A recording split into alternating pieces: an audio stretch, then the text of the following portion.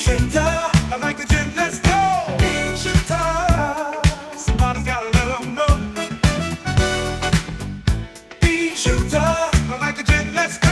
Beanshooter, it's not a line he doesn't toe. In a world full of dogs, you're gonna need a dog catcher.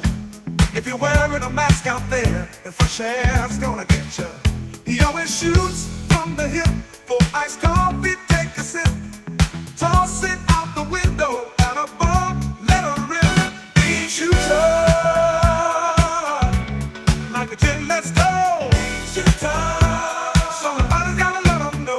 Beanshooter, like a gin, let's go. Beanshooter, it's not a line he doesn't toe.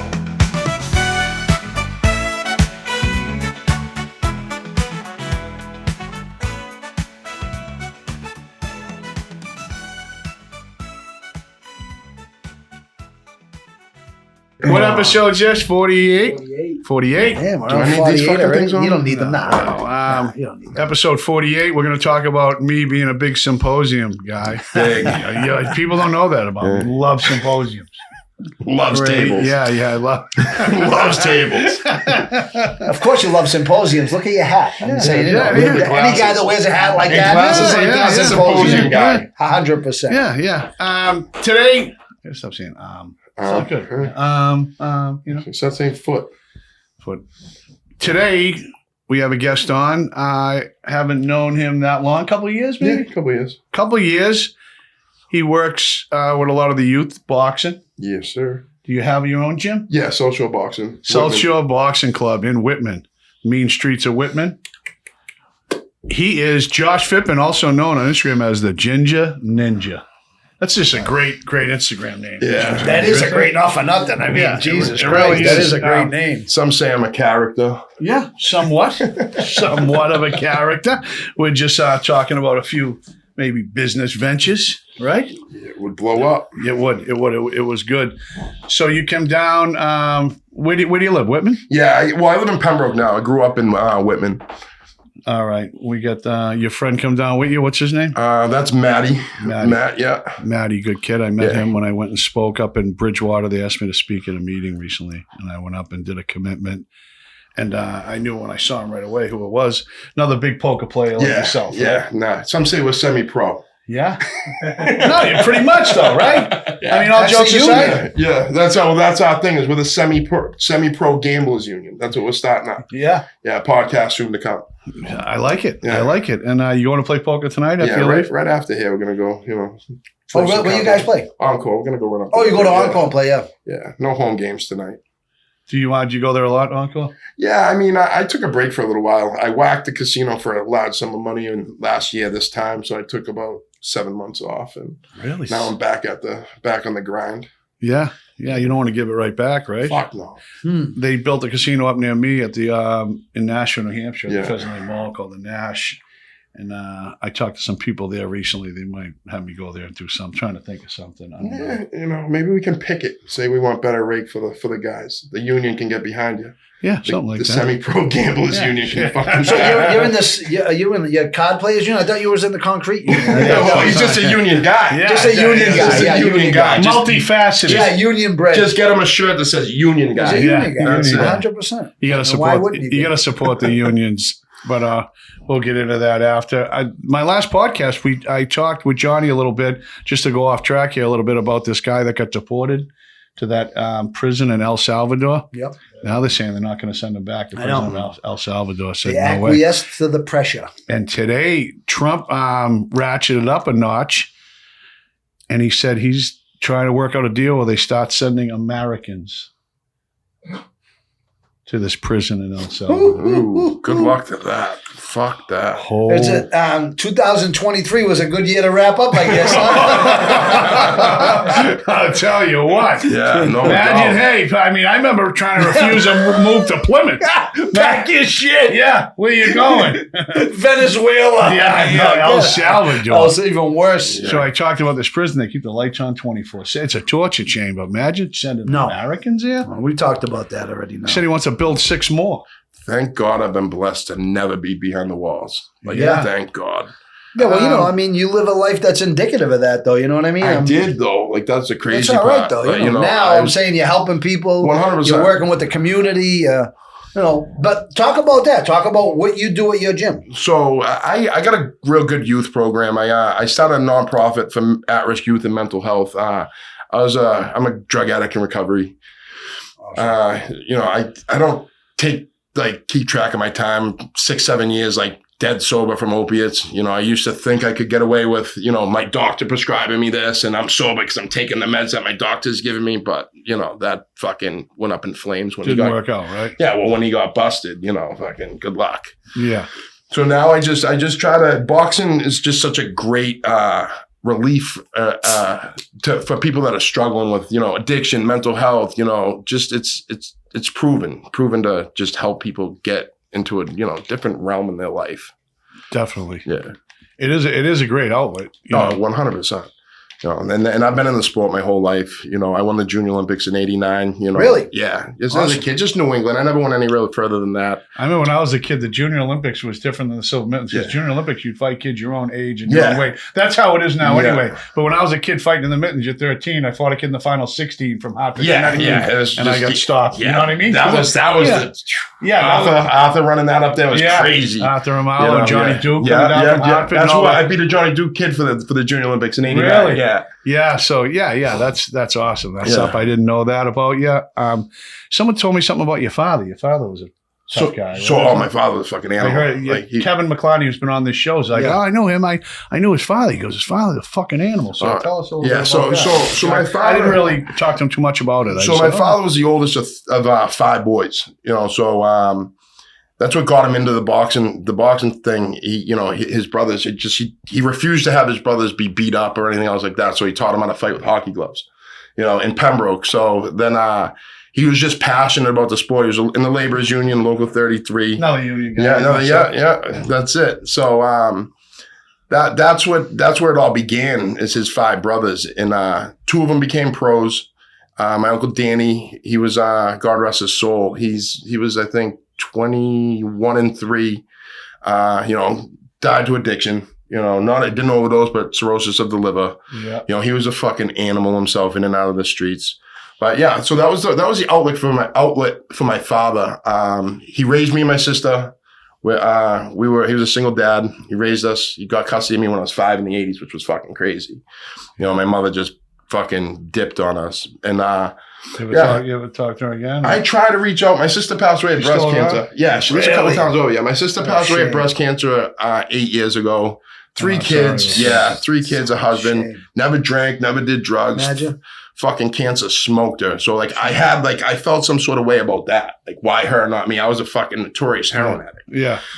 So my father raised my sister and I, and his just dream was to open up a boxing gym. So he got a settlement from work. Instead of buying a house, he put it all into the gym that I'm at now. It's been almost 40 years now, and he built that up. He was the guy when Peter McNeely fought Mike Tyson. If you see in the corner the short guy with the scally cap and the guy with the mustache, that's my father. Really? Yeah. So my Cliff, the guy with the mustache. Right. Yeah. So he went in there. That's what bought him a house, the sport. So yeah. 189 assault and batteries, no convictions. That's what he says. You beat somebody fucking good enough, they'll never testify. Punch first, ask questions later. That was the motto that I fucking lived by growing up. And that's the law of Cliff Phippen. Yeah, he's a fucking great guy. Me and him are beefing right now, but it is what it is. Yeah. How old's your father now? 64. Yeah, you can get a W on him now. Yeah, dude, he cracked you. A funny story, right? Fuck, I'm getting into this. This is getting funny. So, about 6 weeks ago, we're in the gym, and he loved to smoke his fucking cigars in the gym, and I'm trying to change the trajectory of the gym. Yeah, like the old days. Correct. He's just fucking puffing fucking $15 stoves in there. I'm like, Dad, you can't do this. Open the window. The kid's parents. I'm like, you can't do. Fuck this. We don't create pussies. This generation's pussies. I'm like, Dad, just wait until the class. Whatever. And he's just being pricky. And I have a kids class going. I'm like, Dad, just put the fucking thing out for a little bit. So whatever, and I'm hounding him, and I should have known better. So the kids leave, and I got another class coming in. I'm like, fucking put it out. He grabs a fucking axe handle off the ground. All right.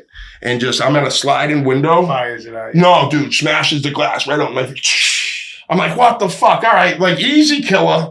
That's my line. Yeah, Easy killer. Yeah, so fucking easy. Like, you know, and my old man's like no fucking joke. He, like I said, he got fucking mitts on him. So whatever. So I'm kind of jarring back and forth, but then I'm stepping back. So I got the gym's packed. Yeah. And out of the blue, he comes out of the office and I got this station where you get shirts and like shit that I sell. He goes, "You want to go bat for bat, motherfucker?" I'm like, what the fuck? I didn't say. So now he got a Louisville Slugger in his fucking hand. And he's coming down at me, and I'm trying to back up. And like, you know, you can't back up so long. You know, he takes it and fucking ping right off the kneecap. I'm like, motherfucker. He got you? Yeah, got me. Yeah, right off the kneecap, and then fucking. Maybe you can't get a W. Then he goes for this is the fucked up thing. Then he goes for the second fucking swing, and I fucking catch it. And I have to now when you're in like a conflict with somebody, you have to get close because I'm out here. It's dangerous. Yeah. I grab him and I pull him in. He's got a cigar in his face. I stuff the fucking cigar, and then all the guys break it up. I'm like, what the fuck? This is fucking crazy. And then fucking 2 weeks later, he tried running me over in the parking lot. Nice. Take that back, Mike. So Dad hasn't been back to the gym. No, he pops in sometimes. All right. You know, I love the guy. He's going through it. It's part of life. I'm not a cop call. Fuck that. It's all gonna settle in due time. But fucking guys in the gym are like, dude, you took that fucking bat like a champ. I'm like, what else was I gonna do? Yeah, fucking, off him. And went pink. No, I didn't get it off him. I was fucking wrestling it with him. And then the guys fucking came in. And I got the feeling that this really wasn't the first time that a type of conflict like No. between you But and I used to, because I respect my old man. I love the guy. I used to just I would chirp and then I'd just kind of scurry away. Yeah. You know, because again, violent, dangerous man. Like, there's no fucking doubt about it. He's a very dangerous, especially if you get any type of weapon or nothing, Again, he'd rather be tried by 12 than carried by 6. That's the motto. So fucking, I used to just kind of I'd say fuck you and like kind of scurry, but this time I had no choice. Yeah. You know, he was right there. Like if I kept on, I was going to get fucked up. So, then I called Brian Goodman the next day. I called Brian. I go, Brian, dude, because he knows we got the same type of parents. Yeah. He's like, oh, Brian Goodman's the voice of reason. No, listen, Mark too. Mark by way of Brian. Because Brian was like, the old man was away and then he was in LA. So Brian was like Mark's stand-in father. And very, I don't know how to say it. They do have a gift for like talking you off a cliff. Dude, because I worked with Brian for a year. Just telling you to kill somebody. I mean, it's one of the other. Well, he's like, because like, I'm not a cop guy. Like, I'll never go to the police. Last fucking resort. Yeah. And I'm like, I don't know what the fuck to do if he comes back, because I'll tell you there's a little bit more to come to the story, but I'm not, Yeah, at liberty. Yeah, to speak on that. But I'm like, what the fuck do I do? He's like, you'd feel bad if you couldn't do it because people like us can't do that and call. And I'm like, yeah, I get it, Brian. But yeah, Brian talked me off a ledge on that one because I was fucking. Did you work at RCA or something? Yeah, I worked at RCA with Goodman was my direct supervisor. All right. Yeah, he was the best. He is the best. Yeah. Yeah, that job kind of went on. I didn't like that. It was dirty. I don't. Getting heads in beds, brother, not fun. Yeah. Just the stress of it, just looking at people's insurance policies, it just wasn't for me. I was good at it, just, making relationships and talking. I just wasn't good at I'm not a person that's going to deal good with like, corporate America. It's just not for me. Yeah. I went to RCA a couple of weeks ago and spoke. Yeah, I seen that. Yeah. I did a commitment up Imagine going to detox like that. No. I was over the island in fucking Quincy. Yeah. That's where I went like 45 times. Andrew House is the best. Fucking place was a zoo. like a zoo. They'd hit you with like 40 milligrams right when you get on the door. Then in the morning, 35. Yeah, like, just cut your back and then they'd give you no comfort meds. And my fat ass is doing push-ups. Like, come on, I got to get my blood pressure up. Yeah. But I don't miss those days. No, out on the island, man. Did you see when I went back there? No. Out on the island? Oh, yeah. Yeah, with Tommy G there. Yeah, Tommy McGee. He's got a YouTube channel. Does a lot of big stuff. But we went out there. Millie's was with us. Yeah. That was pretty cool. Yeah, Did you see that, Johnny? Yeah, I seen it. I seen it when you turned me on to it. But what did you say, Mike? Well, What did Mickey say to you when you went to detox? this is the last time you're gonna do this. It's the last time you got to do this. That's it. Yeah, that was what he said when he Words of wisdom, right when he there. walked me in the door. So you're a kid, you're fighting, Junior Olympics, Yeah. mittens, all that stuff. When do you start fucking around and getting high? When your old man first found out that he beat your ass? Like, Not so. I kept it pretty secret. I was the last one of my friends to do drugs, which was the crazy part. My friends were always smoking weed and stuff, and I was always scared to death of them. So, I started smoking a little weed. Then I loved the hallucinogenics. I hurt myself at 16 playing football. So I jammed my back up. My Dr. Brown down the Cape, fucking nut. Yeah, oh, crazy. Gave me a script of fucking OC20s at 16 years old, and see ya. I was Really? like, yeah, off and fucking running. so many stories like that, right? People, Yeah. that's how they start out. Sports injury. Yeah, and Something I like really that. wasn't even hurt that bad. I just had a strained lumbar, but I played it once I figured out those things, man. I played it to the roof. Of course. Yeah. And then I always had a doctor for 20 plus years. Always would find a fucking doctor. I never understood going to buy it on the street. So how old were you when you got clean? My first time I got like clean, I got clean for a couple of years in when I was 27. Then I did the clinic, and then I fucked up, got back on. My doctor came back. Another doctor was giving me methadone. Da da da da da. He got bopped in 2013. Is the last time I did like a hard drug. Same with me. Yeah, 2013. 2013. Yeah. St. Patty's Day, my friend. Yeah, I don't even know the date. I could never tell you that. I'm not a meeting guy. I don't go to AA. Yeah. Like I run an AA meeting in the gym on Monday nights. All are welcome, 8 p.m. But Yeah. I'm not the biggest AA guy. I just I think that's probably just how my old man is. You don't tell anybody your problems. Blah blah Yeah. blah blah How'd you get clean? blah. Methadone clinic. Really? Yeah, I'm still technically I'm still on an MAT. I'm at 10 milligrams of methadone. Yeah. So. Yeah, you're almost down to nothing. 100%, and I think it's just me just kind of hanging on to it. Just kind of. 10 milligrams is nothing, but of course, coming off it, it'll still suck. Well, You'll yeah, sleep well, for a it's while. mental. But you got to, you don't got to do anything, right? But people do the switch to the Subutex. Yeah, no, And yeah. then, I'm definitely once I get off, I'm going to the shot right away, and then but I have no urge to go back to. So I would never guess, because some people on the methadone, they're sweating, they're nodding out, they're a mess. A lot of them, but I mean, obviously, 10 milligrams is nothing. Well, I got legit pain too. Like I got legit like back. I was in the laborers union for 10 years. Like demo, like I got legit like pain, and I'm fucking almost 400 pounds. Yeah. So like my back is twisted, but I just don't want to do it no more. Like I don't trust anything on the street. Yeah, Like, that's a scary thing. For sure. But I'm saying that even like you think like that it's probably a good start, because I know, like I speak for Mike and speak for me, like when I didn't care what was on, I didn't care if it was, I don't care what it was. I'm going to get high. Like if people would get dropping, I'd go get that stuff. If people were getting zinged, I'd go get course, that that was stuff. the Well, that's what my dealers would always be like I would always be the sample guy, because I was that guy. Never overdosed neither, which was the crazy part. Never been out, like, I mean, by the grace of God, like I'm that's one thing that I firmly believe in, is I'm rooted in God. That's like I call it the gym, my ministry. It's you got to spread the good word.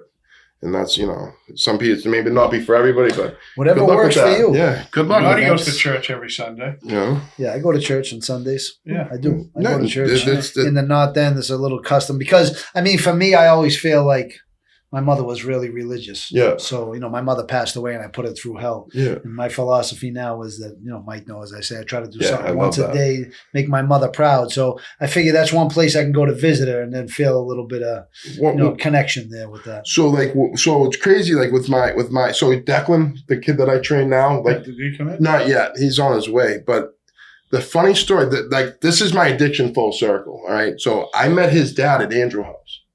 All right. So Where's at the island. Okay. So I met his dad there. I was there, and I almost banged somebody out over the clicker. And him and I just got along. So it's fucking funny ass story. 10 years goes by and I'm training Ohan, we're at his That's when I first saw him. Yeah. His Medford was? No, that was out in Derry. I think Derry, New Hampshire. Was Yeah. it? All right. So I was training him. It was his last fight. We're fighting Team Ireland, and I was on with my wife now, or girl. We've been together 9 years. So I was behind the scenes, and this guy's got from Dublin, so big beard. You know, he goes walking through doing my thing. He goes, Josh, you remember me? I'm like, who the fuck is this guy? We were in detox together. I'm like, what the fuck? I'm like, shut the fuck up, like, you little leprechaun motherfucker. Like, what are you doing? I'm like, I'm on with my girl up now, like first date, taking her to fights. I'm like, she knows nothing about nothing. And you know, full circle now, I train his son, and he's a hell of a fighter. That's awesome. Like we're off to the National Golden Gloves next month. Where are they this year? Tulsa. Oh, listen. I have to go there now. Yeah, speaking of the devil. What's up, Declan? What's happening, my sure? friend? Good to see you, bro. Yeah. How's everything? I'm good, man. Good. We're just talking about you. What's up, You gotta guys? go across the camera. Go ahead, do it. Don't worry. I don't want to fuck with him anyway. What's up, brother? How are you? Fucking My bang pleasure. out. Nice to meet you. Hey, You you see. know, so that's how I met his dad, and then he started training with me about 15 months ago. Him and I just noticed he's just a natural athlete, and I told him, I said, if you give me a year to 15 months, I'll get you to the Nationals. Like, and he's kind of looking at me like, I'm telling you, I'll get you to the Nationals. And he swept the whole Golden Gloves from Southern New England to Lowell. Yeah. You know, and it was number 2 for fighter of the fighter of the tournament. They gave it to a chick, but whatever, it is what it is. You know, he got No dumped. comment. You know, and it's crazy because his dad and myself now, his dad travels. He's a street preacher, so he goes out with the megaphone and tells people to repent. Really? Yeah. And You see that in Colombia? yeah, dude. He a lot of different goes places. everywhere. He's been to what? We've been all over. Yeah. England. He's originally from Dublin, Ireland, so Yeah. he fought over there growing up. But we went to England last year, down to Texas, Vegas, in front of the Vegas sign, street preaching. Where'd he go in Africa? Uganda. He went to fucking Uganda. in September. Dude, but all on a whim. Dude, almost got bag me some Ugandan chicks. Hey, Mike. Easy. talking about the Lord here,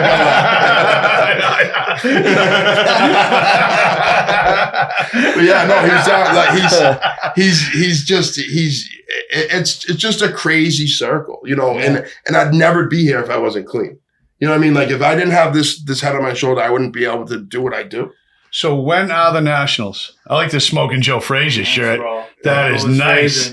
Philly, baby. Where we leave May 10th. Oh my gosh, I gotta go now. So when is it? May 10th to May what? 10th to 18th. Yeah, come out there. Okay, so here's the deal with Tulsa, Oklahoma. I have a friend there, Danny Boy O'Connor from the House of Pain. Yeah. So he bought the Outsiders house. You know the movie The Outsiders? He bought the house, and now it's the Outsiders mansion, and he's good friends with Slane, who's going to come on the podcast soon. They started that rap band La Coca Nostra. So when he came down to Boston, we hung out a little, saw him, went to the fight, saw him at the fights, and I've been meaning to for an excuse to go to Tulsa and check now it you out got an excuse. and see him. 100%. And now I hear this. Yeah, no, You know? yeah. I think I'll be in Colombia on. Oh, you're hooked on Colombia now, huh? You're hooked on Colombia. I know I'm hooked, but I think I'll be there on that I day. gotta get permission from my daughter to go back to How the fuck did you end up doing that, anyways? Like, like the whole Colombia thing with you, like what was you just went there for vacation and found out that it was your paradise? Yeah, I ended up getting some dental work down there, and then just had to go there every month because I had to have braces and a bone graft, and then I just was like, "This is." You trusted the medical system down there? Oh yeah, really? Better than down here. When I Really? the first time I Stuff's went crazy there, down there. he was in the dentist with me. It's unbelievable. But the first time I went to the dentist, this guy comes walking in. He's got like a Louis bag. And he says something to the lady in Spanish, and she looks over at me, and she's like, yeah, like he's okay. And she walks out, and he takes the money counter machine out of the thing, and he opens a bag, and he's got bricks of cash. He's like, counting the money, and I'm like this with my phone, you know. I'm like this, right? I'm like, you know what? I'm just gonna. I'm not. I I get it a little though. I have. I have it you're in my not in phone Kansas somewhere. no more. I'm like, you know Toto. what? I'm gonna fucking just. But I'm like, Sit this is this great. one out. You know, never saw this in the dentist back home. I know a couple of people who went there to get teeth. Like I'm contemplating it, but if my old lady knew what the fuck goes on, and she'd be like, "Yeah, right, you ain't going out." Yeah, well, Not like she has a say. edit but- this.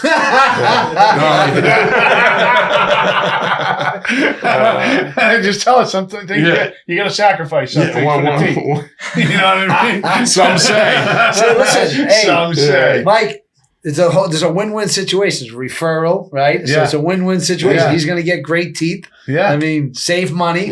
Yeah, they got the 2 gems. I'm getting some gems in my teeth. They're Everybody calling me. wins. Ready to go back Oh, down. But getting back to Tulsa, and last year when I saw the Nationals, I'm like, what the fuck is this? It was like in Michigan. It looked like it was in a fucking Detroit. It was in the hood. Yeah, it was like, It was in the hood. It was like a high school fucking gymnasium. I'm like, that's the 2 Nationals. years they bring the Nationals to Lowell. So not next year, the year after, the National Golden Gloves are going to be in Lowell. Really? Yeah, Wow. that's going to be cool. Yeah. You know. Yeah, that's gonna be. I didn't know. How did I not know that? Yeah.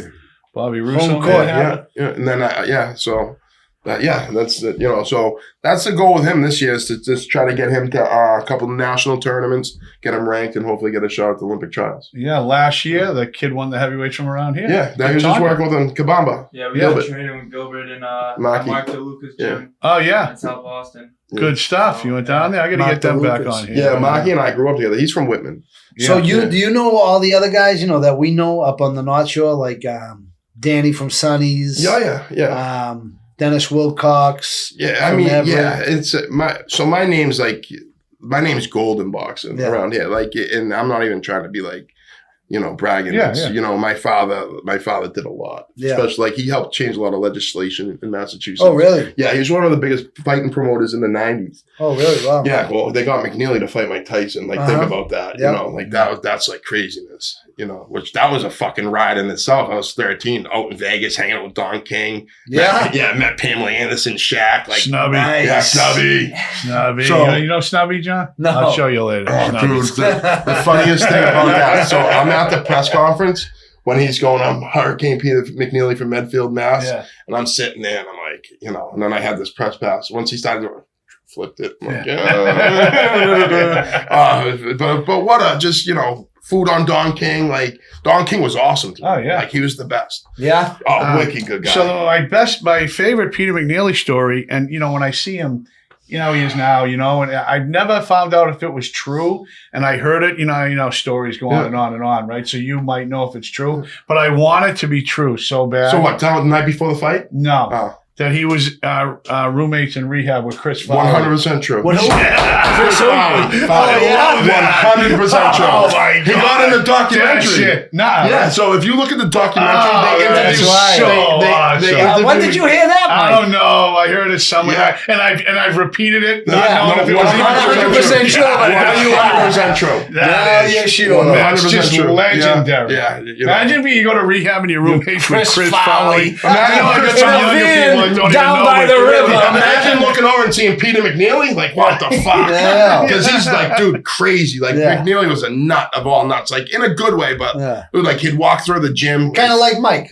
Yeah, but no. His father was a piece too, Yeah. Tommy Yeah. McNeely with the green scally on. And Yeah, he he'd was walk a through the serious guy. gym with his piece hanging out. Like, Yeah. dude, No, come not on, like that, Peter. yeah. You know. That's not really crazy. No, it was crazy because you're like, what the fuck? Put that So that's thing away. It's a disturbing. weapon. Yeah. Well, I mean, if it's down to your knees, I might not Yeah, even I buy. might walk around with it too. I probably wouldn't even buy pants. If Yeah, I I got the standard. I got the standard white boy issue. I just got a handicap plate for it. I'd be wearing a Speedo. Yeah, exactly. But yeah, I'm so happy that that's true. Yeah, Yeah, let's yeah. hear a couple more Peter McNeely. That's What were awesome. you going to say the night before So the the fight? night before the fight, so my dad's on McNeely, like, duty, just make sure we get him to the fight and stuff like that. So my old man's out getting ice, all right, and fucking sees these two hookers, black broads, coming through to his knocking around, either going in his door. My dad's like, what the fuck? Calls Vinny up.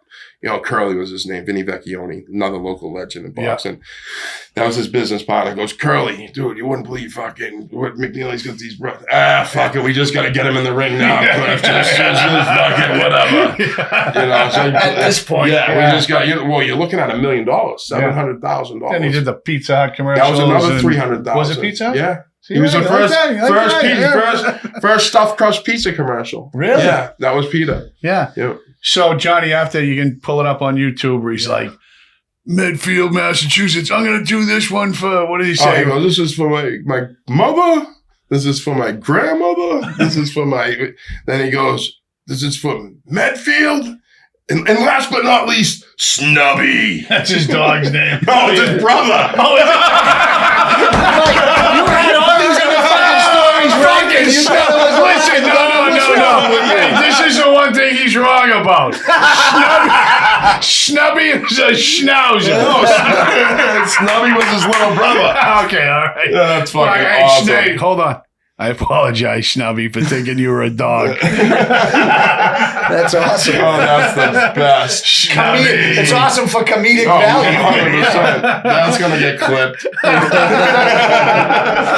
Fucking Snubby. Oh, Snubby. Snubby's on the fucking floor. No, Peter was a trip, man. He was a character.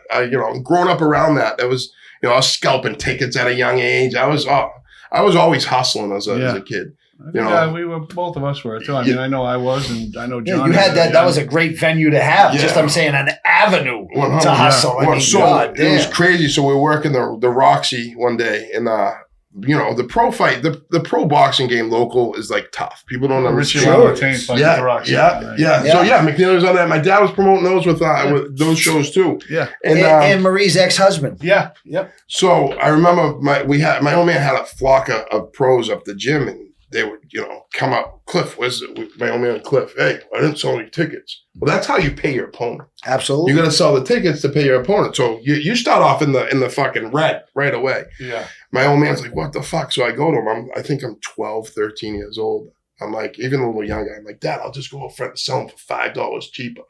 He's like, you can't do that. You can't do it. And Vinny's like, ping. Yeah. Yes, he can. Fucking. So I'm out there and I'm selling tickets and I'm just, 5 years, just crushing. I come back with a fucking knot like this, save the fucking day. Of course, I always took my cut, before. Mandatory. 100%, So yeah. And then I was getting, I'd hear him talking, we need a heavyweight for this one. I'm like, diving Dick Smith up the bar. Dickie, just a local tough guy. Yeah. Go walk in the bar. Anybody want to make 200? Yeah. He'd tell me it was 4. I'd say 200. And right. So I'd make it a quick $2. Nice. $2 bills, yeah. So I started that at a young age. So yeah, some of these guys that come in a fight. I remember the other day I had to go to, speaking of Brian Goodman, his son had a hockey game and it was at this ice rink in Lawrence. And when I pulled up, I'm like, oh man, this is the place. You get off 495, you take a left, it's on the right. I'm like, pretty sure, about 99.9% sure that was where Mickey Ward's first pro fight was. Yeah. And I remember Dickie was out all night and he didn't show up. And Mickey come out and Mickey just went to the Nationals with Tyson and those guys. Ohan's father, right? Ohan's father, he was with them and kid from Fall River, Gavin. There was a few of them.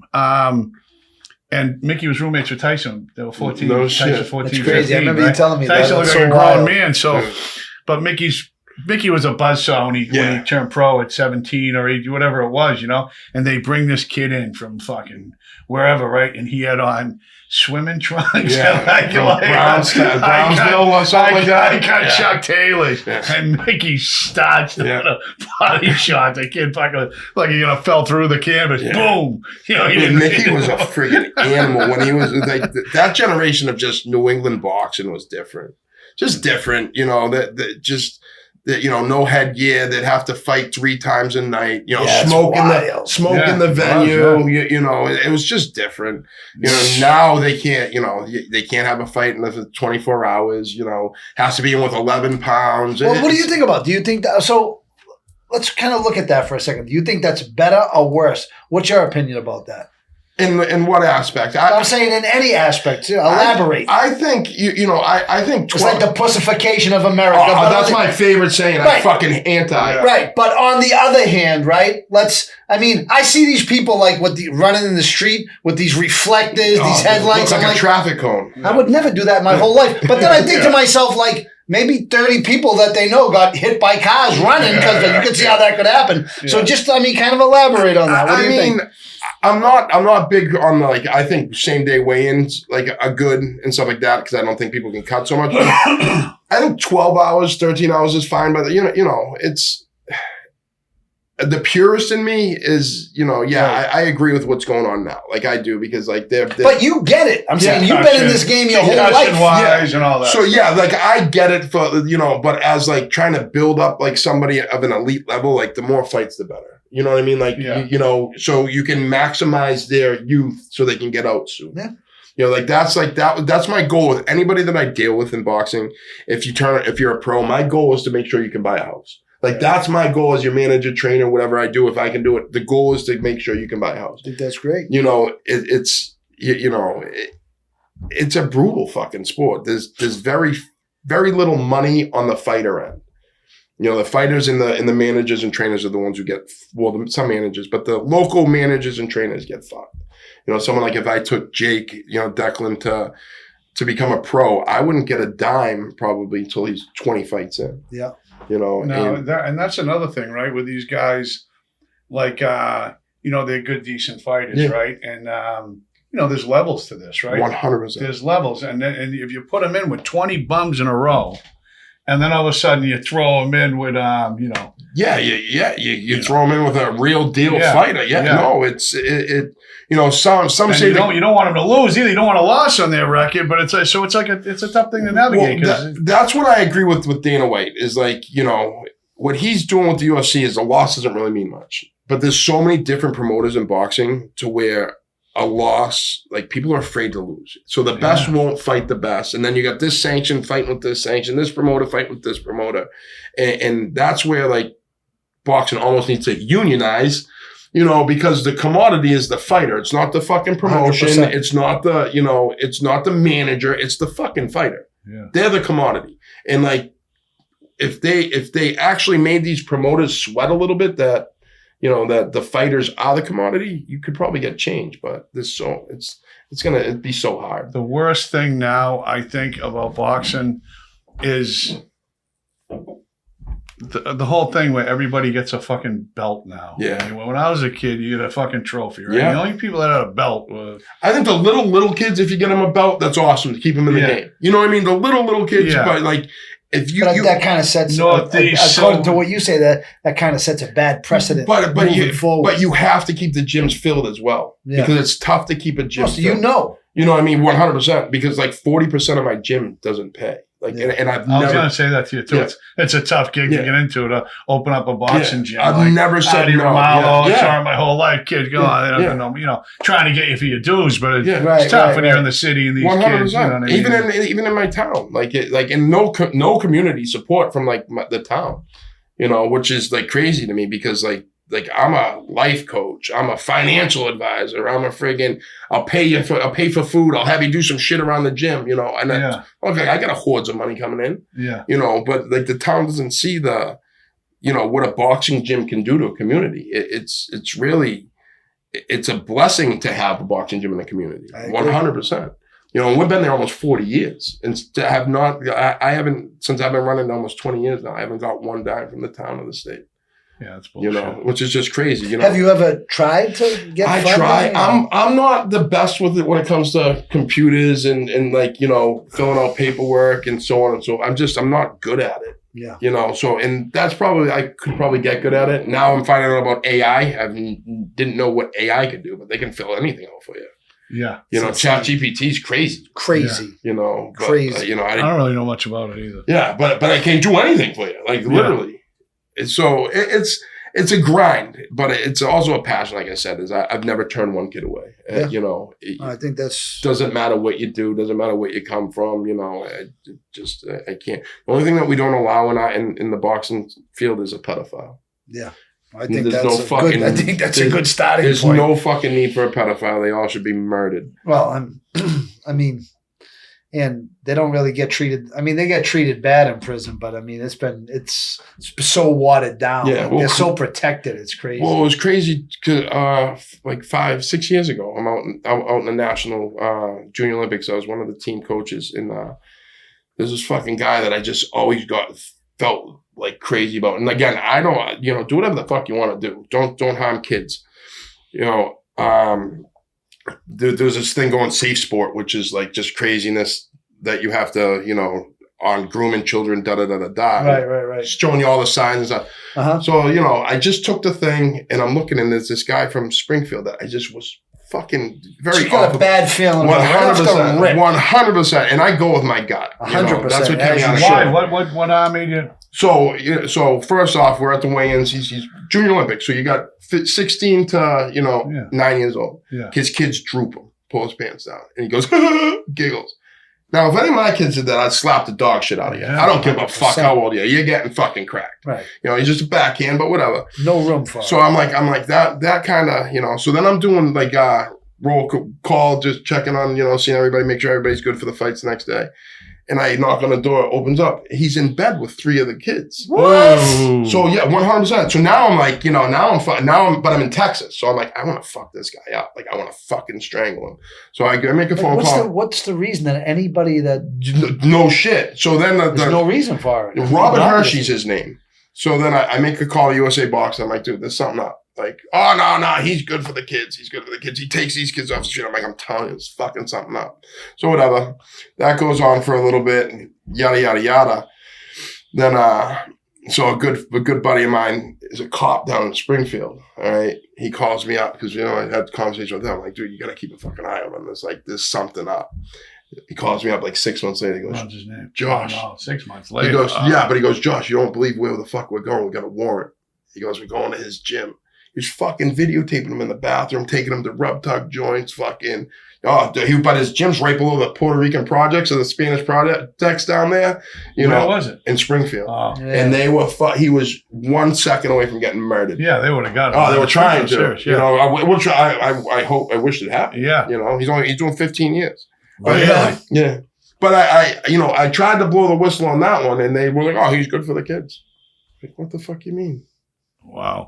So, there's fucking predators everywhere. I'm sure you see that in any sport, really. Yeah, but it's like, how much I want Less and less now. Years ago, Yeah. they got away with it. You know what I mean? But, but it's just that really like, safe sport bullshit. It's disturbing. 100%, Disturbing. And in a sport like this, Especially when kids are coming to you, like you say, and like Mike was saying too, these are kids that aren't wealthy, they're not affluent. These are impressionable kids that like $1 would be like, so 100%. and they're just getting into the gym for nothing. Like, you're taking them under your wing and they feel like they would do anything for somebody that does something for them. So it's kind of so that was that's where like I don't know how we got down this dark road, but that was just fucked up. So that was a bad time in New England boxing, but it's getting better.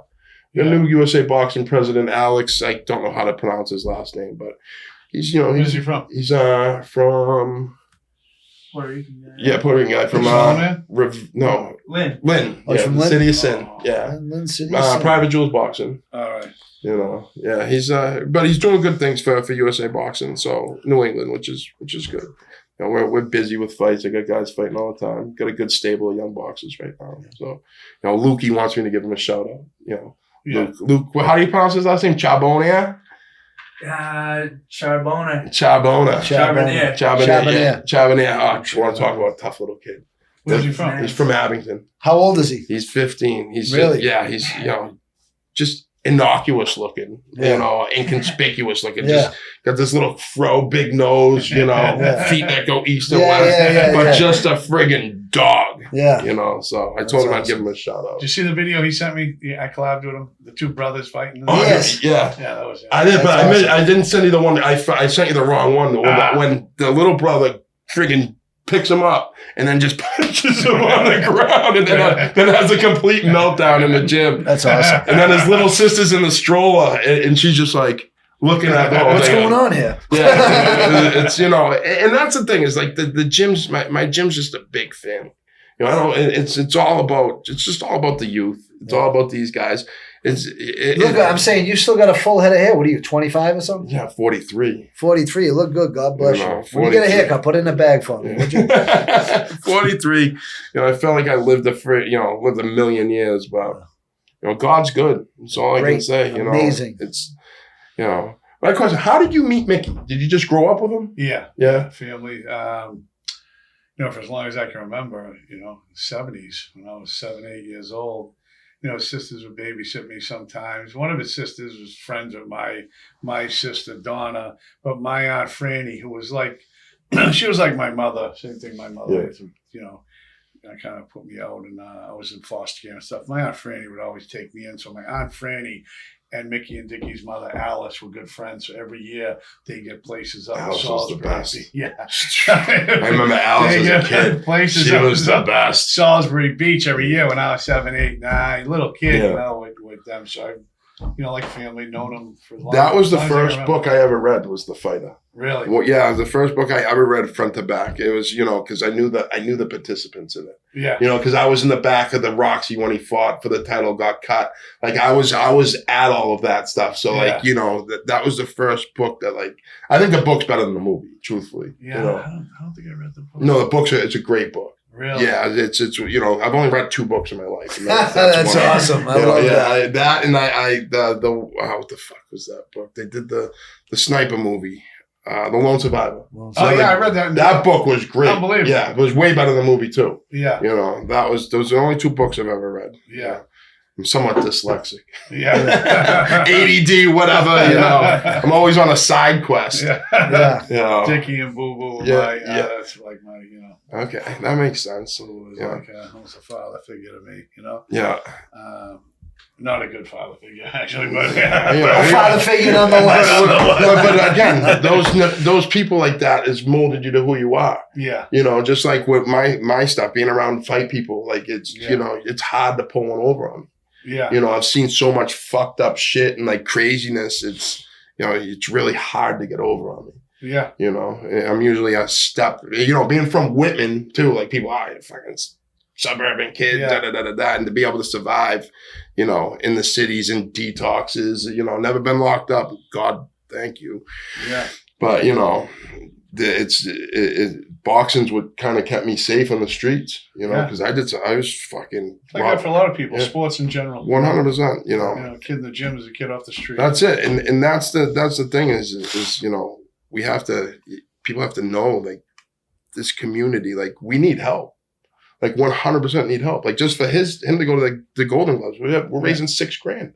Yeah. You know what I mean? Just, they cover some of it, but to have a proper training camp so we can, take a couple of days off of work and actually to win the national Golden Gloves, that's huge. Oh, yeah. You know what I mean? There's only been 77 Golden Gloves. So there's only been 77 national champions, and there's some multiple year winners. So to be in that, to just need resources. 100%, like anything else, you need resources. Yeah. The more resources you have, the better off you're going to be. Yeah. Optimum conditions for optimal results. 100%. And I'd rather give to something like that than to some of these charities that they only have to give 10%. Hey, you want to donate to this one? I was like, no. Yeah. And I don't feel cheap about it. I'd rather give it to the guy on the street with the cup. Yeah. Because I know what it's like to be there. I'd rather give him. I hated waking up what the fuck am I going to do? I'm hoping that somebody give me a 20. Yeah. You know what I mean? Yeah. You can always donate to the You always had a causes. doctor. You were that guy. I wish I always had a doctor. Yeah, well, you got to think outside the box, Mike. I know. You got to think outside the box. Thinking small. That was my problem. Yeah, no, Mike, I told you. Well, me and Mike had talked about this. Mike said, listen, all I cared about is if I just had a 3-year run on the street, I go back and do 5 years. It's all right. Yeah. You know what I mean? I was so scared of being sick, though. I was so scared of being sick. So, I would always do my nefarious activities by myself. Yeah. Because I didn't trust anybody. Me too, a lot of the time.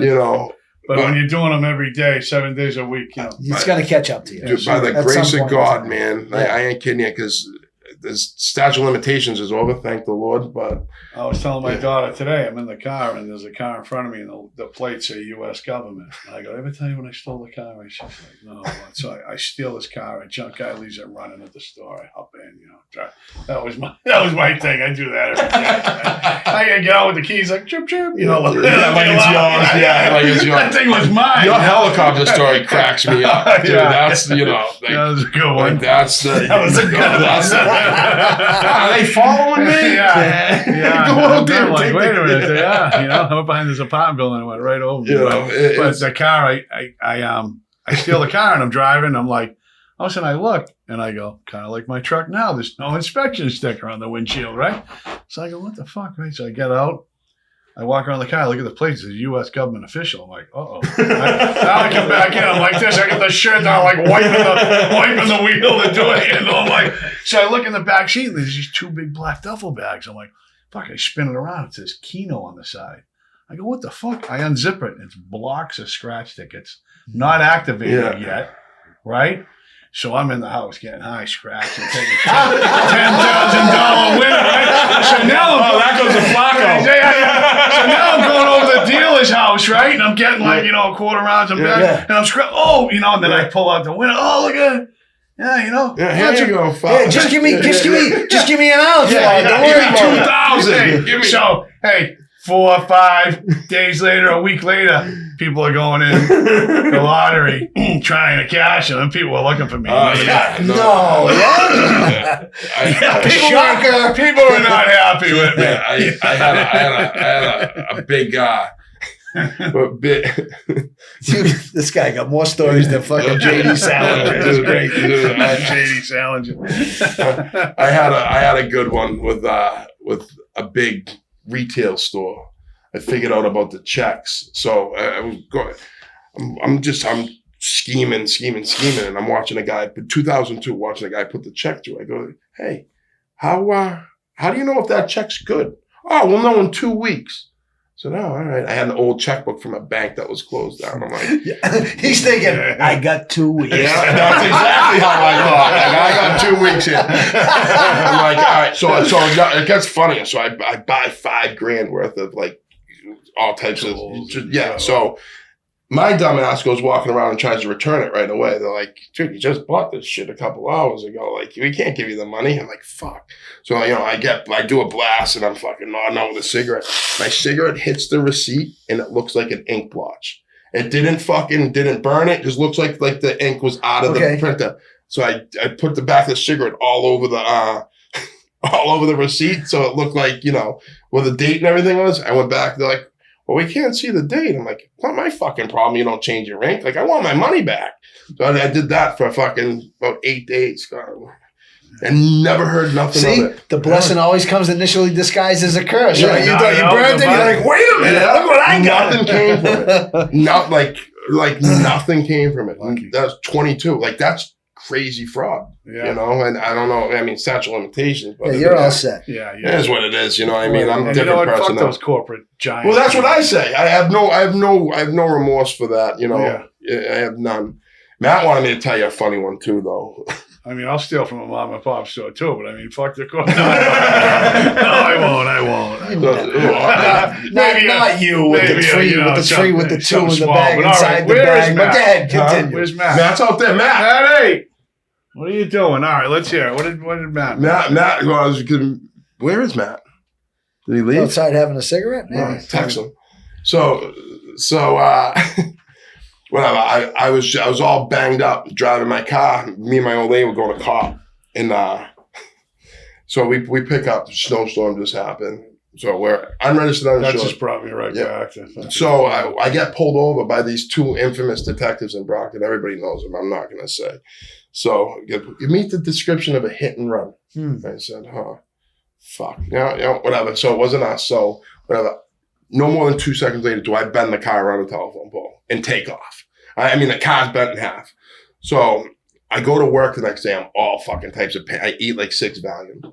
I'm not going to say what I do. I'm cleaning, using some sort of sprayer, cleaning some stuff. And a guy giving me shit. I'm like, fucking what? So he goes and tells the boss. So he comes in with these pink slips. And I know what's going on. I'm like, come on, dude. Like, we can't do this here. I'm like, I know everybody in town. You know everybody in town.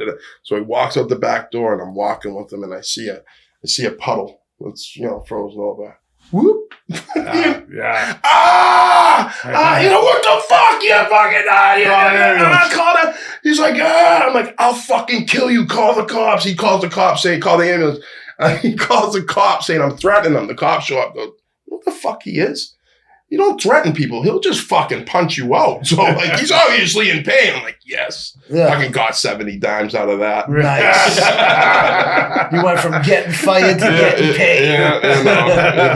Whatever. But yeah, Matt was fucking, he's like, you gotta tell him that story. But that was a lifetime ago, you know. I mean, it's, like I say, it's, you know, this racket that we're in of life, it's just a fucking race, man. You know, it's just a rat race, and just try to do the best you can. Like your motto is, just try to do something to make your mother proud every day. And you know what I think? I think, you know, it took me a while to realize a lot of stuff, right? But, you know, when you're out there and you're doing bad shit happens. Oh yeah. Right? Yep. You're doing good stuff, you know, you're helping people, like you said. And one of the hardest things, not that working with people with addiction is easy, but working with people with mental health, it's tough. And I was very fortunate, and people would laugh, oh, yeah, you never dealt with mental health. But really, I never did. I mean, you know, there was a time, I'll say it, where I was, you know, at the end of my rope and ready to hang it up.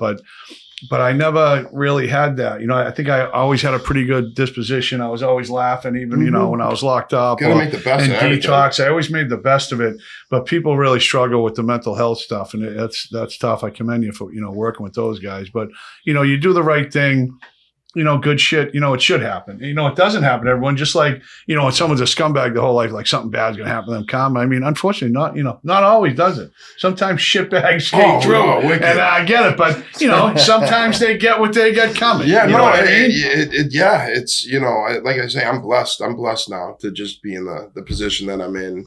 You know, I still got fucking craziness around me. It is what it is. You know, I come from a crazy family. But Nothing's perfect. No. Nothing's You know, perfect. there's only one perfect thing. Like I say, that was God. You know, it was Jesus in my eyes. You know, well, not even my eyes. I know it. You know, he's the only perfect thing. You know, The thing with, I was never really too religious, and not that I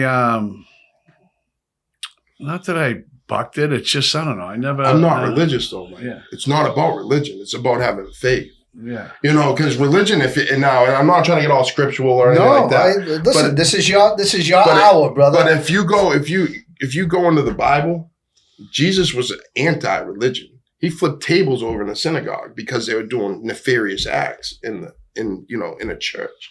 So what the Bible means by church, this is the church within yourself, within right? you. It's not a fucking building out there. That's not church. And you think that we just put here? You're fucking crazy.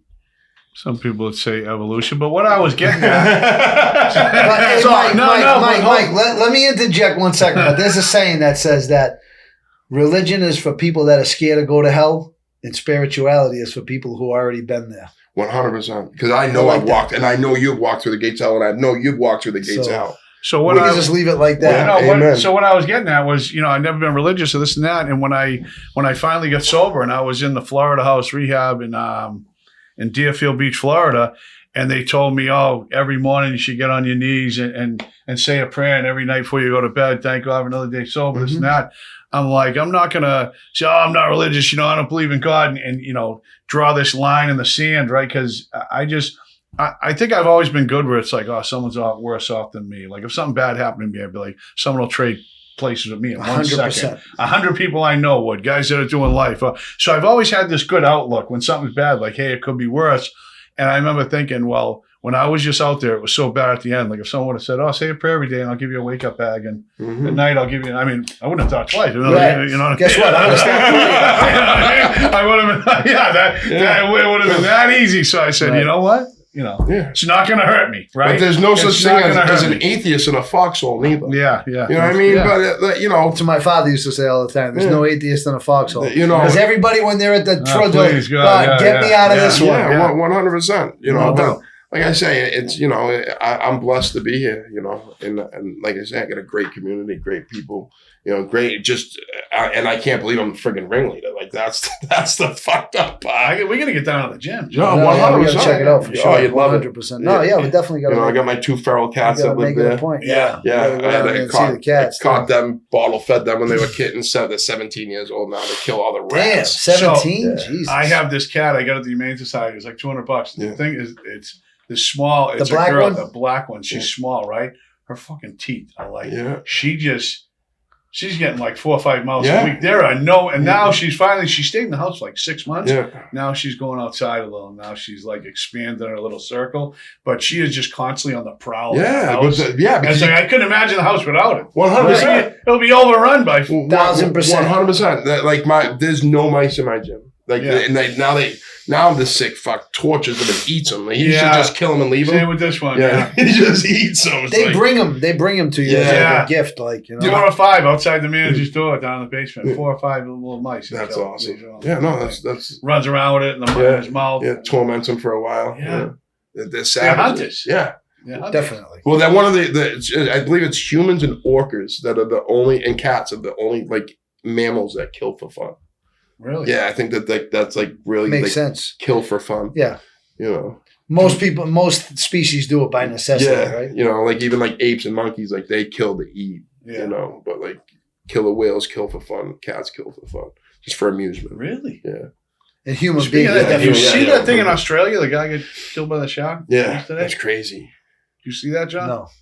Guy swimming, all of a sudden, boom, dude filming it. You just see blood everywhere. It was Comes even a up, turtle first. Ah, You didn't get one of those yet? Yeah, no, he's next. You yeah. I mean, you He'll be down always. P-Town. Yeah. But Some yeah, in the water. the guy pops up. He's like, oh, and then you just see the tail. You see blood everywhere. Yeah, It's just, like, yeah. oh, Ugly. You see that they Imagine what kind of luck you got to have for that to happen to you. when I was in San Andreas, What are you it thinking? happened. Like, you're It thinking, happened. like, Bring in really? some tropical warm water, and then all of a sudden, wham!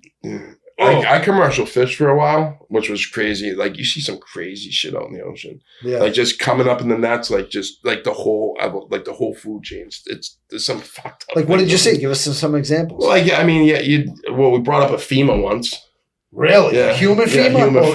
Jesus Yeah, Christ. that one. Is that the thigh bone? Yeah, Really? yeah, right on. I don't want nothing to do with that. You know, just you just see, you just, I don't want just nothing see. to do with that. Yeah, no. Throw it back. Yeah, over. right. What? I Yeah, don't the want- ocean. The ocean's full of You things know, that are. It's FEMA. We brought up. It was pretty cool. We brought up some scrimshaw pipes. Really? Yeah, like old pipes from whalers and stuff like that. Like because Wow. when you're fishing, when you're gill netting, you're gill netting around wrecks, old Right. wrecks and stuff like that. Yeah. So you bring up some random shit, you know. There's a bales of Interesting. bale. of How was weed. that? How was that type of work? Oh, it was awesome. I loved it. I was 23 years old. Yeah. I fucking loved Bale Make of some weed, money. Was it Mexican brickweed? No, so my skipper got all types of paranoid and called the Coast Guard and we got interrogated for fucking like 6 hours. Why not just keep it? So, yeah, I just let it go. Like either way, I told her I could get him a good sum of money for Yeah. it, What was it? but a brick of weed, Yeah, bale. yeah, big bale, you know. But yeah, that was probably 50 pounds. It was Yeah. like, you know, but we got interrogated by the Coast Guard, you know, for about 6 hours, which was just like, what the Really? fuck, yeah, like they That'll teach you a Yeah, lesson. yeah, right? yeah. That's what happens when you call the cops. Yeah, you know, like it's whatever. But yeah, no, you just see just a lot of cool shit out there, a lot of nuts out there too, just Yeah. crazy fishermen. You know, Yeah. the How guy- long would you go out there? Just a day at a time? yeah, I just do day trips. I worked out in New Bedford twice. Went on a couple like 2-week trips, but Yeah, wow. yeah, Yeah. that was a nut. That was nuts. How was that? Was there ever some really nasty weather conditions? I never was in anything bad. I can't say that I was. I mean, and the little day boats, yeah, I seen some fucked up, like some like crazy swells would come up, you know, in a 15-foot swell on the 30-foot boats. No joke, you know. But it was the best job I've ever had. Like I loved it. Like it was so. I like my 2 feet on land. Yeah, When I was a kid, all the Lowell used to be the dope spot. Lowell and Lawrence. Yeah. So those fishermen would always come down. Yeah. You know what I mean, from Gloucester yeah, and all that. yeah. They'd That always- was New Bedford. They'd Yeah. always come to Lowell. Yeah. You know what I mean? To get the dope. So I used to see those guys. I never got the branch. I tried to get on boats up there, but then I was just too fucked up. You know, I probably would have done really well fishing. I just loved it. It was just an adventure every day. You never knew what was coming up. Always had like my side hustles. I'd sell lobsters at the bar. You know, I'd just go there, and then you'd see all the lobsters the next day on the friggin' I used to dumpster. sell shrimp. Yeah. Bags of shrimp. Mm. Yeah, we used to post. Well, yeah. Well, that was always. So I learned that from my buddy that came from Salty. Yeah. You know, the old bags of shrimp. the bags of shrimp and the roast beef. Yeah. You know, because you get the big hunks of roast and go to the bar and sell them. Yeah. So we- Steaks and shrimp. yeah. We used to get. Steaks. We had a buddy that worked at Johnny Foodmaster. Yeah. And Johnny Johnny. Food, nice showing your age. kid. so we had a buddy that worked there and would get everything for $25. Because they'd just skim and then they'd skim a quarter piece of juicy fruit. And then we'd buy it. We'd just go up in the salty in the bars and so on. So what we do, Boo Boo, I was talking about Boo Boo earlier. Boo Boo, we go in Market Basket, and they used to have the Market Basket kielbasa, and every piece of kielbasa was like $1.29, $1.39. And they had these big, it's so different now. Everything's the same, but they had these big price tags on them that were like these thick, and you could peel them right off. And Boo Boo would just go there and peel off fucking 15 of them and stick them to the handle in the carriage, right? Then, the bags of shrimp, $1.29, $1.29, filet mignon. It's fucking, we'd have a carriage full of steaks, right? And he'd always go up. He'd pick out some girl in Market Basket. It'd be like Kayla first year. Day one. This is day one shit, Mike. What is your last name, Shanahan? You went to school with your mother. Yes, you related to fucking Mary. Oh my God, she'd just be like looking at him. She'd be like this, please, out of the thing, on the thing. You know what I mean? But I try to tell all the guys you that, say like kings. But I tell all the kids, it's if you act like you're confident, act like you've been there before, you can get through anything. And then a high vis and a hard hat, you can get through anything too. It's just confidence. You just got to be confident. Act like you belong. 100%. Be comfortable being uncomfortable. That's my message. I remember one time I don't know if I was so confident, but I was so whacked out on Xannies that I was, I was. Some say it's confidence. Some say it's Xannies. You were saying that. I was doing this. Too whacked out to run or panic. I was like, But I remember I went to Walmart and I stole a computer, and it was like back then they'd have it was 2 boxes and they'd have them like things together. So I got it in the carriage, and someone's buying one electronic, so I grab one. And I'm like, I used to go through like the women's clothes, and then I'd see like an open register and right through. So I go through, and all of a sudden this guy stops me, and I go, oh, I just bought it. I go, the lady comes over, stopped me. I go, I just bought it. Call electronics. I saw someone was just buying one, right? So the guy's following me, security. She calls up. She's like, yeah. So I'm like, yeah, see? He goes, no, there was 2. There was 2, right? So I'm like, oh, fuck, right? And he goes, oh, there was 2. And she goes, yeah. So I remember afterwards, they must have just thought because there's 2 boxes. I'm like, really? You're asking me like this? What the hell? I can't. I'm going to file it. I'm going to file it. What's your badge? Where's your manager? So I remember the kid I was way up in Gardner. They had like a McDonald's in the Walmart. And he was watching when they grabbed me. Like 2 guys grabbed me, And I go out in the parking lot, and he's getting in the car, and I'm walking towards him with the carriage. He's like, how the fuck? I go, shut the fuck up. Just open that. He had the old station wagon with the thing. Yeah. Woody wagon. I had one of those. Absolutely. I had one of those. The only time I've ever been arrested, right, was Grand Theft Lobster. So you have been arrested. It was the only time I've ever been arrested. The truth's coming out. I was slowly but surely. So, I guess. He said never in the can. He didn't I've never been in the can. I've never been arrested. All right. So we were out fishing all day, just, me and my buddies. And I'm all oxyed up. So we went to this fish joint down in Plymouth off of exit 2. And there was this fucking big lobster in the fucking tank, all right? Just massive lobster. They're like, come on, Phipp, you won't take that. You won't? I'm like, no, I don't want to. Come on, Phipp, you won't take it. I'm like, well, back the fucking car up and let's go. I'll show you. And I'm a horrible thief, like fucking horrible, not good at it. I grab this fucking thing. Guy's like, hey, get back here. I'm like, fuck you. We're going to take off. And we go, I tell my buddy to go towards Wareham, but instead he goes right towards Plymouth Center. Dude, 7 cruisers are waiting for us to fucking for a lobster. All right, wait a minute. Now I have probably like 500 milligrams of Oxycontin on me. None of my buddies did it. I'm like, fuck, come on, someone take some. Yeah. Ate it, whacked out in the fucking jail cell. So what did you eat? Like 680. Like, I don't know. Yeah. Probably enough. Yeah, enough to where I couldn't see How straight. blasted were you? Oh, I was wrecked. So, and I'm just sitting there, I'm like, what the fuck?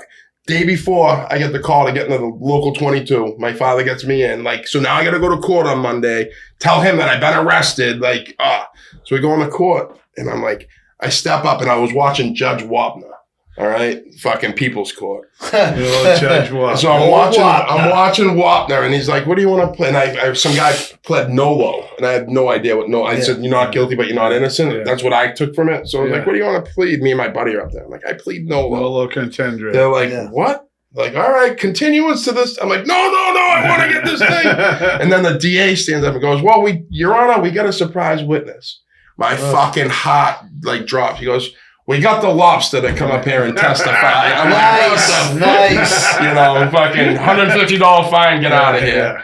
Yeah, it's it's the only time I've ever been arrested for grand theft lobster. Grand theft lobster. Fucking idiot. You know, and you know those cops are just, one of them motherfuckers had that nice 6-pound lobster. Yeah. Like, this idiot, you know, it was dead on arrival. Yeah. I had that with a Stady. It was right around Christmas. I said this story before somewhere where it was when those Nintendo 64s come out. And it was that same kid in the wagon driving me boosting at Walmart. And I stole like 4 Nintendo 64s. You know, we had a route. We'd hit like 4 or 5 Walmarts. And I go put it in the carriage and push it out. And he got like a flat tire. So I'm on the side of the highway on Route 2, way out in the middle of nowhere. So I go, let's take all this shit out of the car. I used to put stuff in Rubbermaid barrels.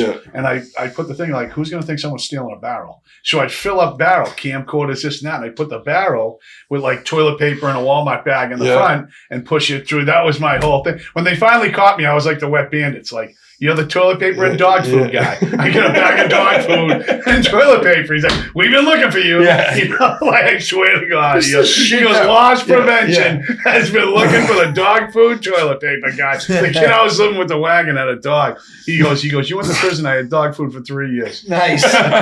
So just enough till you went out and got started boosting again. And then I used to think, if you go in the store and you go right to the dog food aisle, it's like, they're not going to be, if they're looking at the cameras, like, this guy ain't I was getting a bag of fucking just Purina the mix. shit that we.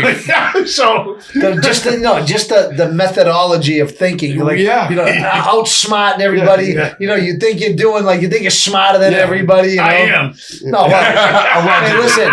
If you ain't smarter, you tell the jokes around here. I know that. So I stole a bunch of stuff, and the kid got a flat tire. So I go, let's take this barrel full of stuff and bring it down into the woods because the cops are going to see us and pull over. So he's changing the tire, and sure enough, the Stady rolls up. He runs my name. I don't got any warrants, but, you know, it comes up. I'm like, "What are you guys doing out here?" We're way the fuck out on Route 2. And, I don't know, but there was a place called King Philip's or King Arthur's Court, some way out in Route 2, because I ended up getting chased through like a swamp. I had mud up to here. I go walking in this place at night. The bartender like gave me a beer, and I shout out to Keeler. He goes, "It's on the house." Scratches on the guy's like, "Where the fuck did this guy come from?" You know, I go, Vietnam. Can I Looks use the like phone? you had a hard night. Just a shot and a beer. Start you off. Yeah, on the house, buddy. Hey, can I use the phone? You know, so I put everything down on the thing, and sure enough, the Stady rolls up, and he's running our names and everything, and he's standing there. We change the tire, and we leave, and now that stuff's there. So we got to circle around and go back. So he pulls over. I go running down into the fucking brush, and I hear whoop, whoop, whoop. He goes, here he is, and he whipped up. So I take off, and the kid tells me afterwards, he goes, he went running down into the woods where you were, and he took off.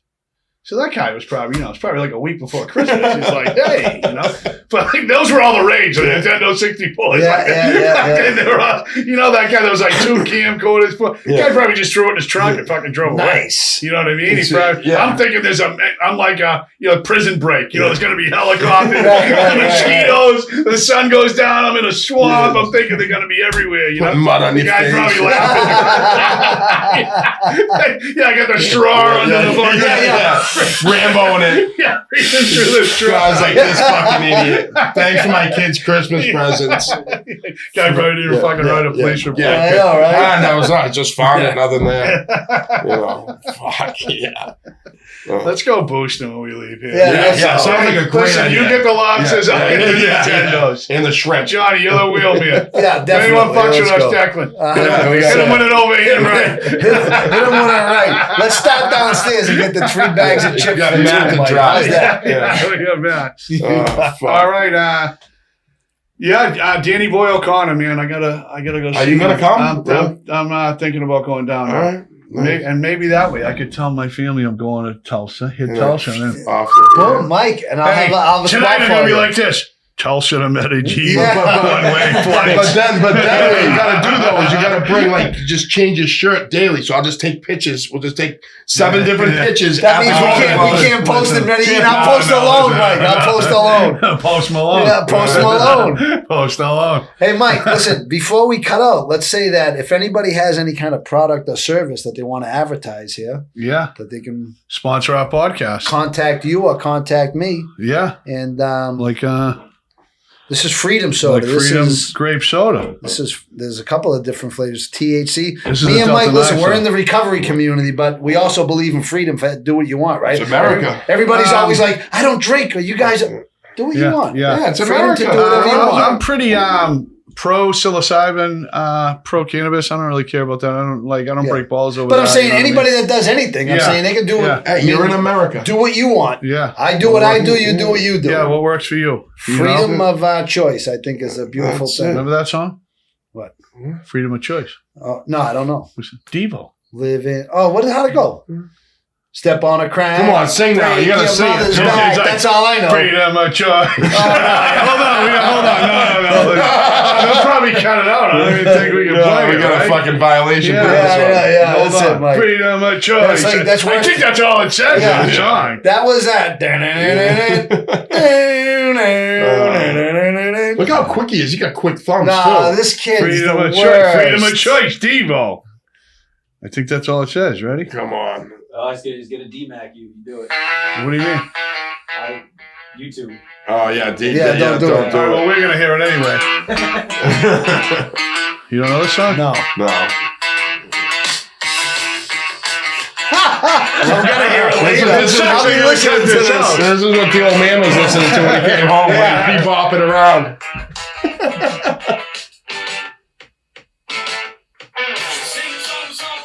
There's The way fucking Lego head There's guy. no way Yeah. I could sing this. Listen. Imagine if I just broke in a song. Oh, No, if fuck. you did, yeah, that wouldn't surprise me, though. Oh, that's not even freedom of choice. Yeah, see? He just fucked it up. That's a whole different song. Lego. That's a- Oh, here's freedom of choice. Oh, here we go.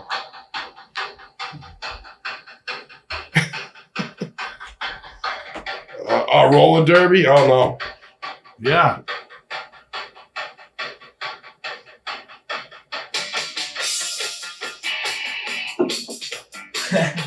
Exactly. What in the fucking 70s? No, that's 80s. Yeah, early 80s. It had to be early Yeah. 80s.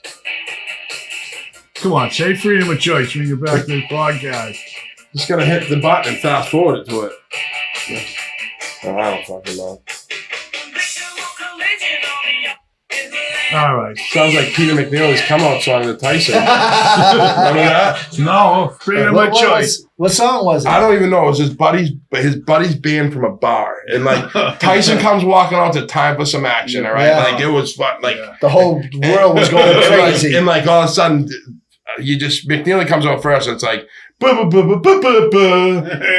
Jimmy wants to rock on a star. I'm like, what the fuck? And it starts saying, "This is the endless song." I'm like, what the fuck? No way. Yeah, I swear to God, look it up. It's fucking hilarious. And then Tyson comes out to time for some action. I'm like, fucking guys, yeah. You know, Cypress. yeah. Cypress Cypress Hill. Hill.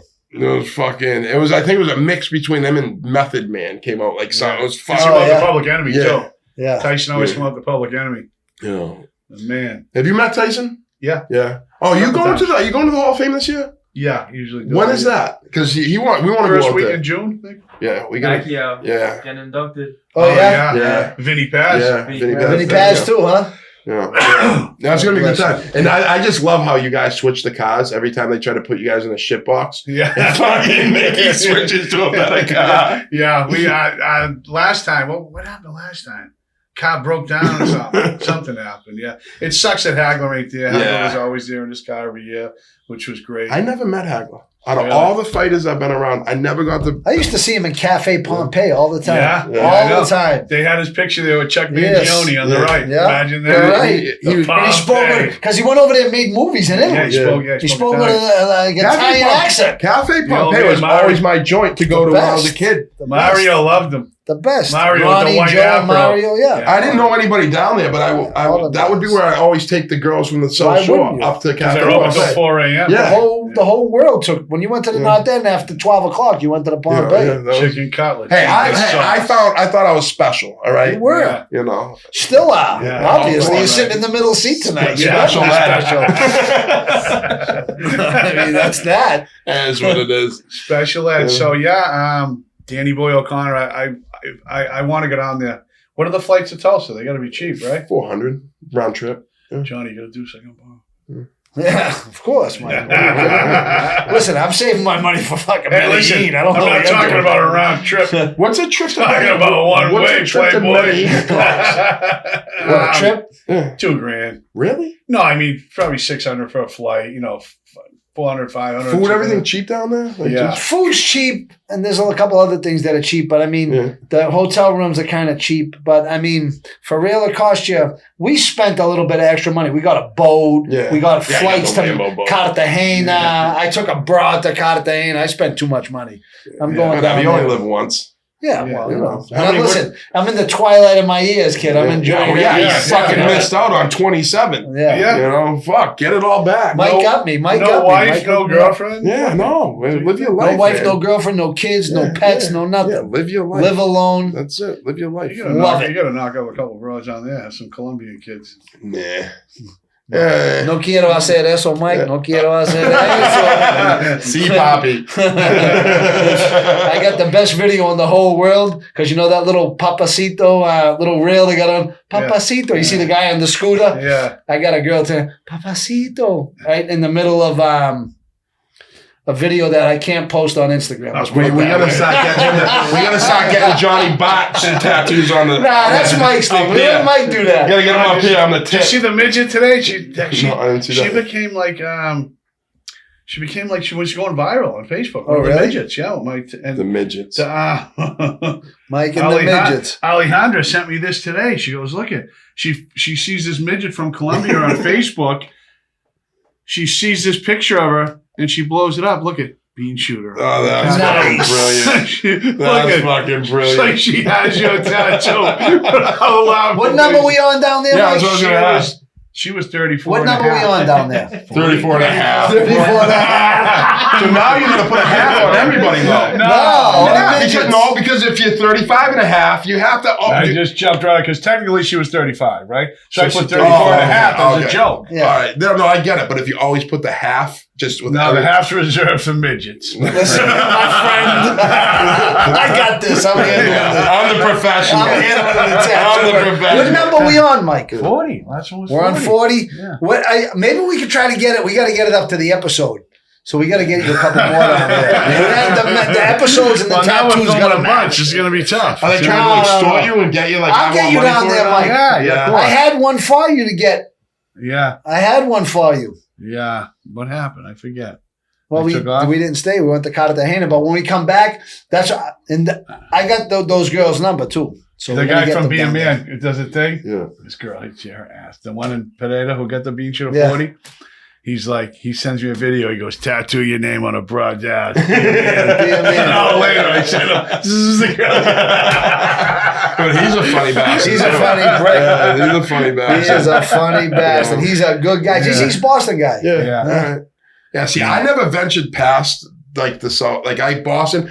North Shore broads were always fucking nuts. So Yeah, I was no, just like, I'm yeah, saying- I'm staying the fuck away from that area. My dad's wife is a North Shore. She sucked. Yeah. Yeah. So you know. They're not. No, listen. her. Listen. Yeah. Now, after my experience in South America, I always say now my new philosophy is there's a very high investment and a very low return here. Yeah. And over there is a very low investment with very high return. 100%. I like No, that. well, like I do tell the guys, like the young, I'm like, do not marry a white girl. Like, go find I do. I say, don't like go find Spoiled. Girls are spoiled. in this 100%. country. No, it's so Spoiled. jaded Money, up here. spoiled. Jaded is the word you know, for they're it. so jaded. It's Yeah. like, you know, luckily I do have it. Courtney, she's a sweetheart. Like, Yeah, I no, got I'm I saying- got a good one, but like they Generally speaking. 100%. Yeah. You I know, agree. I very have to selfish, greedy. You know, want something for not like down there. They seem humble. They less is more. Affectionate, Yeah. nice, just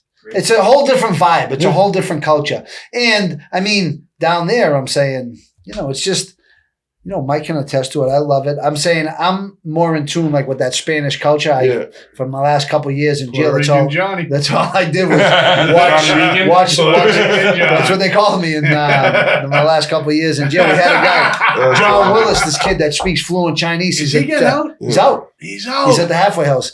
So we get him on, but he's on definitely. paper. They break his balls. Probably. Well, he's a Dorchester kid, but he speaks fluent Chinese. He was like he's got a real storied past. He was a member of a Chinese organized crime family, the only white person ever in the history of the world. So, but they used to call him Chinese John and me Puerto Rican John because, at that point I was really just learning, And I mean, with language, it's always a process of learning. I'm still learning all the time. I can barely speak English. He got to hone his skills when he was down there. Yes, and I can't wait to go back and do it again. Yours is probably pretty good down there, too. A little better than John's. All right. We're going to wrap this up. Josh, man, thanks for coming on. Listen, my pleasure. Thank Get you. Declan on there. We got to get Declan. Yeah, we're doing a fundraiser for him going to the Nationals. Maddie, where are you? He's fucking down in his car, probably smoking pot. My guy. Try to get him on right there. Declan. There we go. 198 pounds. What's your name? Declan Hannafy, Golden Glove winner 2025. Declan Hannafy. Going out to the Nationals. Southern New England, and then you went down to Lowell and won the New Englands in Lowell. Won the Opens, yeah. Won the Opens, and now you're going to Tulsa for the Nationals. Yeah. Best of luck. Training See the shiner. Zoom in on the shiner. Yeah. Train hard, win easy. That's it. Hey, who tinted your window? Who tinted your window? No names. I love it. If you don't listen to the coach, that's what's going to happen. Let me find out it was Cliff Phippen. He's been known. Find out it was some angry older gentleman with a Louisville slugger. But I want to get on the gym. I got to set up this week, and we're going to talk more about that. Let's do that. Let's put our foot in the gas because Johnny will attest to it. I am on top of everything, but sometimes I just need help with it. I just didn't know. He's being facetious. No, I know that. I just need help. I will talk. Yeah, we'll talk. Like, all right. It's a no-brainer. Yeah. It's a layup. 100%. It's a layup, Justin. Justin, what number is this? 48. We're in 48's in the books, kid. Yeah, it is 48 in the books. Thanks, Josh. Thanks, guys. Peace. Boom. Beanshooter, like a jet, let's go. Beanshooter, it's not a line he doesn't tow. In a world full of dogs, you're gonna need a dog catcher. If you're wearing a mask out there, and fresh air's gonna get you. He always shoots from the hip. For iced coffee, take a sip.